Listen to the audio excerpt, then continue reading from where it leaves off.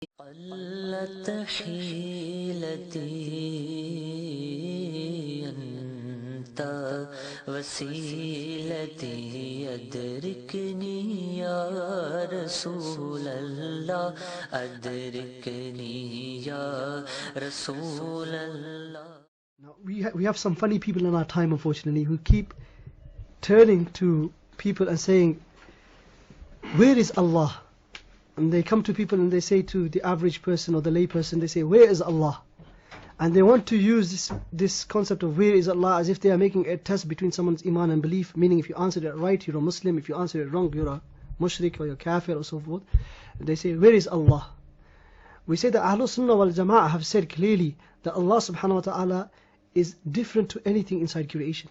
He created time, He created His place.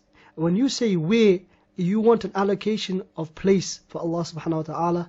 Ahlul Sunnah wal Jama'ah say Allah created a place, created time. Therefore Allah is in no need of time to give Allah or space.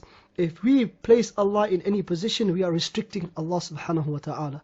The aqeedah of Ahlul Sunnah wal Jama'ah is that Allah subhanahu wa ta'ala is munazzah, free from this defect of being restricted to any time or any place. Regarding the statement of some people who say in response to this question when they are asked, some people from the lay people, they say Allah is everywhere. Then we should have husn dhan, good opinion of those people, that they are Muslims, they are believers in the oneness of Allah subhanahu wa ta'ala.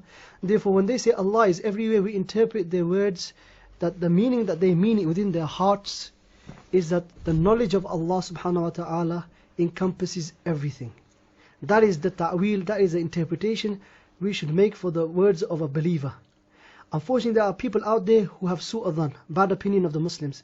So when a Muslim says Allah is everywhere, immediately he jumps on his throat and mentions the bathroom and says you have done shirk, and you say that Allah is present in every place and every time, and therefore you are a disbeliever. Now, we should also warn people at the same time though, that this question should not be answered in this way. We should not say that Allah is everywhere and leave it like that. We should say that the knowledge of Allah subhanahu wa ta'ala encompasses every time and every place. That Allah subhanahu wa ta'ala exists without need of time and without need of place. This is the correct understanding of Ahlul Sunnah wal Jama'ah. So to reiterate, we should not say that Allah is everywhere. We should say yes, the knowledge of Allah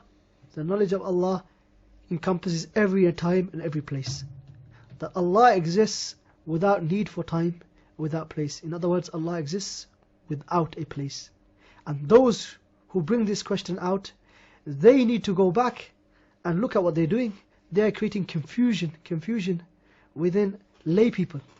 Lay people are obviously going to answer with whatever few words they know in these types of responses. You're going to force a person maybe to say something wrong, to force an error from a Muslim.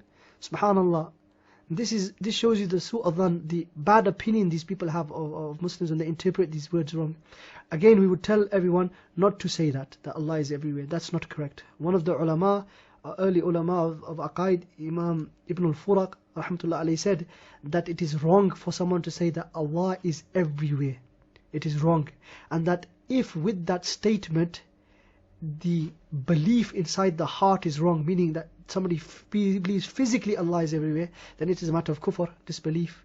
But obviously we interpret the words of a believer, we give it a good interpretation, meaning that the person thinks that Allah's knowledge encompasses every time and every place.